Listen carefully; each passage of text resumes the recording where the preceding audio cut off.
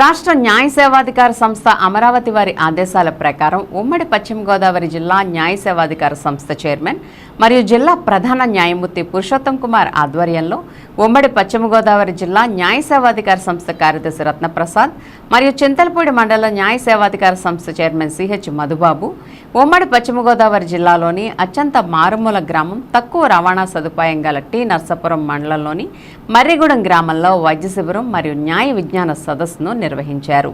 ఈ సందర్భంగా జిల్లా న్యాయ సేవాధికార సంస్థ కార్యదర్శి కె రత్నప్రసాద్ మాట్లాడుతూ జిల్లాలోని రవాణా సదుపాయం లేని మారుమూల గ్రామాల్లో కూడా ప్రతి ఒక్కరికి అన్ని సదుపాయాలు అందించాల్సిన బాధ్యత అందరిపైన ఉందని, అందులో భాగంగా మర్రిగూడెం గ్రామంలో గిరిజన ప్రజలకు వైద్య సదుపాయం అందించడం జరిగిందని, అలాగే వారి హక్కుల గురించి చట్టాల గురించి వివరించడం జరిగిందని తెలిపారు.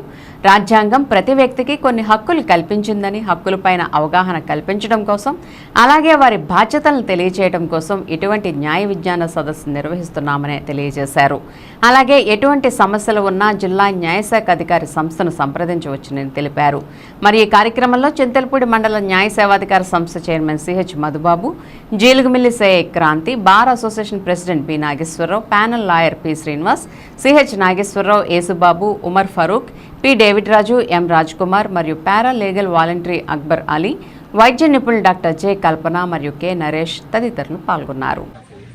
ఈ యొక్క మర్రిగూడెం గ్రామంలో అదేవిధంగా ఇక్కడ చుట్టుపక్కల ఉన్న గ్రామాలందరికీ కలిపి ఒక వైద్య శిబిరం, ఉచిత వైద్య శిబిరం ఏర్పాటు చేయడం జరిగిందని district legal service authority conduct చేస్తున్నారు. అదేవిధంగా మండల్ లీగల్ సర్వీస్ అథారిటీ తరఫున మ్యాజిస్ట్రేట్ గారు వచ్చినారు. అలాగే నేను సెక్రటరీని. ఇక్కడ వైద్య శిబిరం కండక్ట్ చేస్తున్నాము. అదేవిధంగా దాని ముందుగా ఈ గ్రామ ప్రజలను ఉద్దేశించి హక్కుల పట్ల, అదేవిధంగా కొన్ని చట్టాల పట్ల వాళ్ళకి అవగాహన సదస్సు ఏర్పాటు చేయడం జరిగింది. అదేవిధంగా డాక్టర్స్ ఒక 3 డాక్టర్స్ దాకా వచ్చినారు. అలాగే ఆశా వర్కర్స్ కొంతమంది వచ్చినారు. వాళ్ళంతా కూడా ఈ చుట్టుపక్కల గ్రామాలందరూ ప్రజలకు కూడా మర్రిగూడెం అనుకున్న అన్ని ప్రజలందరూ కూడా ఉచితంగా వైద్య సహాయం చేస్తారు. అదేవిధంగా సాయంత్రం వరకు ఈ శిబిరం కొనసాగుతుంది.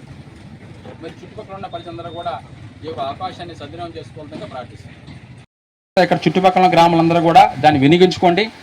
అది ఉచితంగా కాదు, మీ కొరకు అంటే మీ హక్కు. అది మీకు ఎవరు ఉచితంగా చేయట్లా, మీ హక్కు అది వైద్యం అనేది.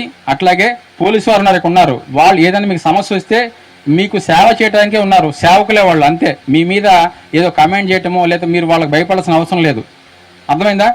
మీరు ఏదైనా సమస్య చెప్తే మీకు రక్షణ కల్పించడానికి ఉన్నారు, అక్కడ రక్షణ కల్పించడానికే. అర్థమైందా? ఏదన్నా కేసు ఉంటే కనుక వాళ్ళకి మీరు ఏం చేయాలా? అసిస్ట్ చేయాలా. అంటే ఒక కేసు ఏదో ఉందనుకుందాం, ఏదో జరిగింది, అక్కడ ఇన్సిడెంట్ జరిగింది, ఒక క్రైమ్ జరిగింది, దానికి ఏం జరిగింది అనేది వాళ్ళు ఒక రిపోర్ట్ స్టేట్మెంట్ రాసుకునేటప్పుడు సహకరించాలి. ఏం చేయాలి? పోలీసులకి మనం సహకరించాలా వద్దా? సహకరిస్తే మనకి ఆ కేసు సాల్వ్ అయిపోతుంది. అర్థమైందా? అట్లా కాకుండా వేరే విధంగా ఉంటే మటుకు ఆ సమస్యలు అలాగే కొనసాగుతూ ఉంటాయి.